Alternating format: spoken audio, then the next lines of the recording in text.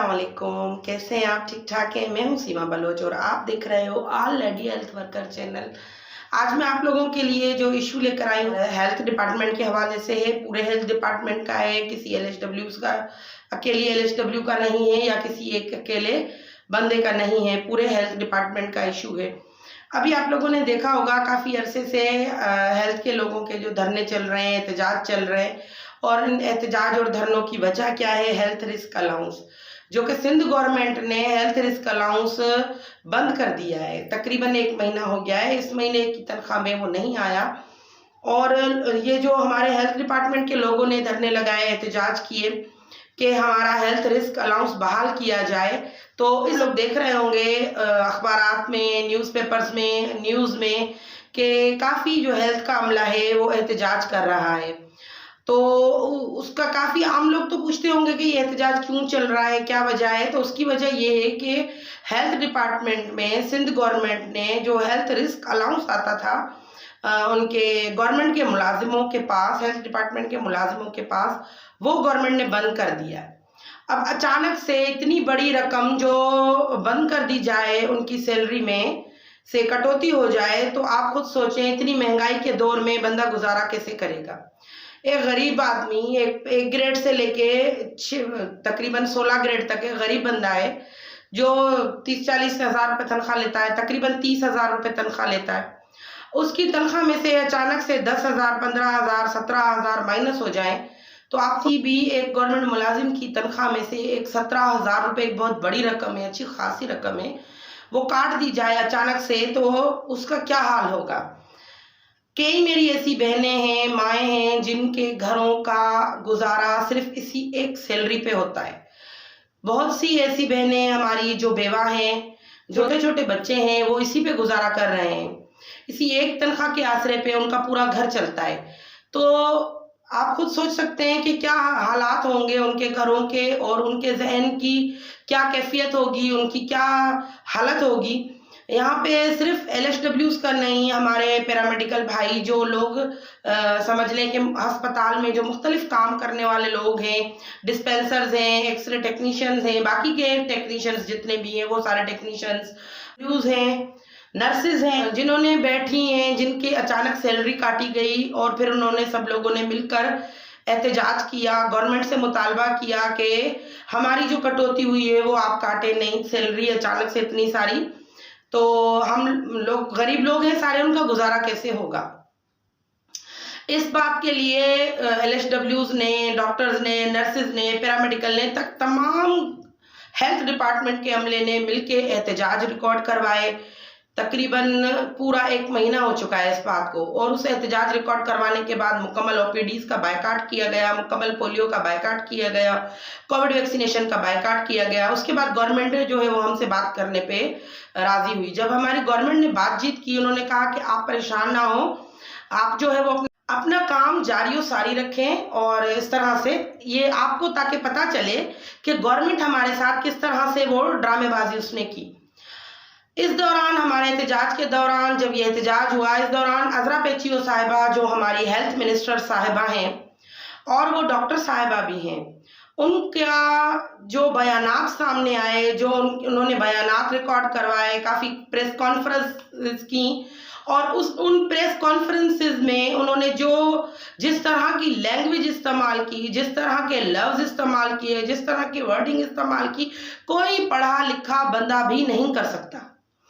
क्योंकि हम लोग आपके बाजू हैं, हमारे गवर्नमेंट के जो भी सर्वेंट हैं, हमारे हेल्थ डिपार्टमेंट के जितने भी सर्वेंट हैं, वो आप लोगों के बाजू हैं और आप अपने बाजुओं के लिए, आप अपने मजदूरों के लिए, आप अपने मेहनत कशों के लिए इस तरह के वर्ड्स यूज़ करती हैं, अस्तगफिरुल्लाह, कभी हम सोच भी नहीं सकते। एक पढ़ा लिखा बंदा जो लफ्ज़ इस्तेमाल ना कर सकता हो और वही लफ्ज़ हमारे हेल्थ मिनिस्टर साहिबा इस्तेमाल कर रही हैं।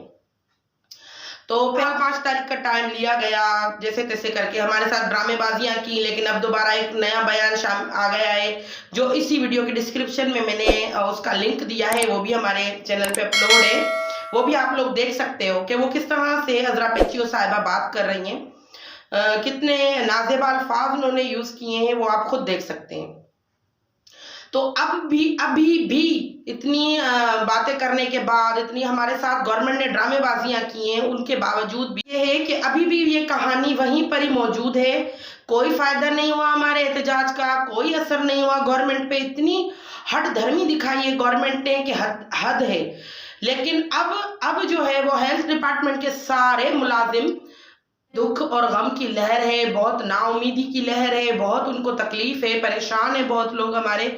काफ़ी LSWs जो हैं वो तो बेचारी ये समझ लें कि बीमार हो चुकी हैं, इस बात को सोच सोच के हाइपरटेंसिव हो चुकी हैं कि अब क्या होगा हमारा।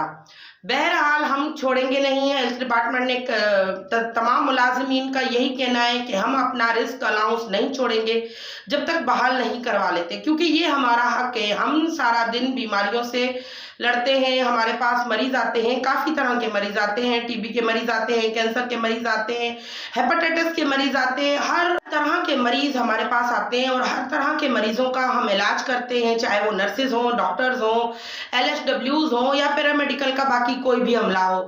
तो बताने का मकसद ये है कि हम हर वक्त, हर टाइम, हर सेकंड रिस्क पर होते हैं, हमारी जिंदगी रिस्क पर होती है। इसीलिए हमें ये रिस्क अलाउंस दिया गया था, जो कोविड अलाउंस के नाम पे हमारा बंद किया जा रहा है कि भाई अब कोविड नहीं है तो आपका अलाउंस बंद किया जा रहा है। लेकिन ये गवर्नमेंट को मैं वाजे करती चलूँ, ये बताती चलूँ कि ये जो हेल्थ रिस्क अलाउंस था, ये हेल्थ रिस्क अलाउंस के नाम से ही था।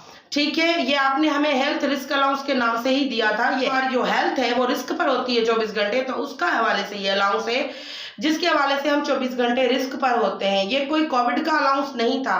बहरहाल हम ये अलाउंस आपको बंद करने नहीं देंगे, किसी सूरत नहीं देंगे, किसी सूरत नहीं देंगे। ये अलाउंस गवर्नमेंट को लाजमी हमें देना पड़ेगा।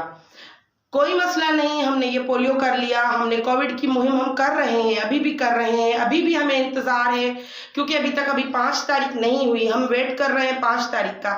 अगर गवर्नमेंट 5 तारीख तक हमारे मुतालबात पूरे नहीं करती, हमारा सर्विस स्ट्रक्चर और ख़ास बिलखुसूस हमारा रिस्क अलाउंस बहाल नहीं करती, तो हमारे पूरे हेल्थ डिपार्टमेंट की मुत्तफ़िका राय यही है कि हम आइंदा आने वाले NID राउंड का पोलियो का बाइकाट करेंगे और जो आइंदा आने वाले जितने भी काम हैं उन सब का बाइकाट करेंगे।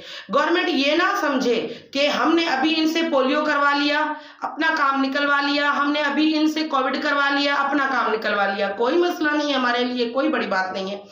ये पोलियो हो गया कोई बात नहीं, ये कोविड हो गया कोई मसला नहीं। आइंदा आने वाला जो राउंड है वो नेशनल इम्यूनाइजेशन डे, मतलब आइंदा आने वाला जो राउंड है वो है NID राउंड, तो उसका बायकाट हम करेंगे। जो बाकी के जो भी काम होंगे, मीजल्स रुबेला वगैरह का भी वैक्सीन आने वाली है तो हम उसका बायकाट कर देंगे, कोई मसला नहीं, क्योंकि हम काम करने वाले लोग हैं, हमें काम से कोई डर नहीं लगता, हम काम करने को तैयार हैं। लेकिन कम से कम हमारे हक तो तलफ ना किए जाएं। बहुत शुक्रिया आप लोगों का मेरी वीडियो देखने का। अगर आपको मेरी वीडियो पसंद आ रही है, मेरा चैनल पसंद आ रहा है, तो आप इसको सब्सक्राइब करें, वीडियो को लाइक करके और शेयर ज़रूर कीजिएगा, ताकि आगे भी बहनों को, भाइयों को, हमारे को पता चले कि हेल्थ डिपार्टमेंट के जो मुलाजिम हैं उनके साथ किस तरह से सलूक किया जाता है, किस तरह से गलत वर्डिंग और यूज़ की जाती है, किस तरह से उनसे काम भी लिया जाता है। डोर टू डोर जाके हम लोग काम करते हैं। किसी की हिम्मत है कोई एक दिन, 1 घंटा, 1 मिनट हमारा काम कर, कोई एक बंदा उठ के हमारी जगह पे काम करके दिखा दे, मैं उनको सलाम पेश करूंगी, क्योंकि हमारा काम बहुत मुश्किल है। हम लोग मुख्तलिफ लोगों के रवैयों को बर्दाश्त करते हैं, मुख्तलिफ किस्म के लोगों को बर्दाश्त करते हैं, उसके बावजूद उन लोगों को मोटिवेट करके और हम वो काम करके दिखाते हैं। तो इंशाल्लाह हम सब साथ हैं, हम सब एक हैं।